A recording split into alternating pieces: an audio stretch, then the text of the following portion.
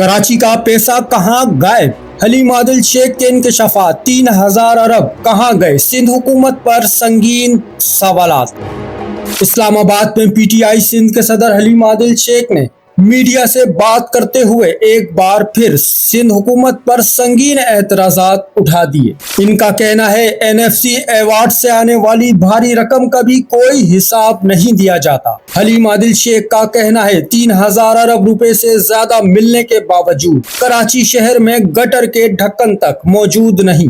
ये वही शहर है जो मुल्क को 65% से ज्यादा रेवेन्यू देता है, मगर बुनियादी सहूलियात की हालात शर्मनाक है। इन्होंने कहा पीपल्स पार्टी ने कराची के इंफ्रास्ट्रक्चर को तबाह कर दिया है, सड़कें बर्बाद, सेवरेज का निजाम खंडर और बच्चे खुले मैन होल्स में गिरकर जान से जा रहे हैं। सूरत हाल इतनी खराब है, शहर के लोग रोजमर्रा की जिंदगी भी महफूज तरीके से नहीं गुजार पा रहे। हलीम आदिल शेख ने मजीद कहा कराची से जारी 21 कौमी असम्बली नशिस्तें छीनी गई और अवाम के वोट पर खुला डाका डाला गया। इनका कहना था सिंध में तालीम हो या सेहत, दोनों शोबे जमी बोस हैं और अवाम के लिए किसी किस्म की सहूलत मौजूद नहीं। सवाल ये है कि इतनी बड़ी रकम कहाँ खर्च हुई, कराची का रेवेन्यू कौन खा रहा है? कमेंट सेक्शन में अपनी राय से जरूर आगाह करें। चैनल को सब्सक्राइब करें, फॉलो करें, वीडियो को लाइक और शेयर करें। शुक्रिया।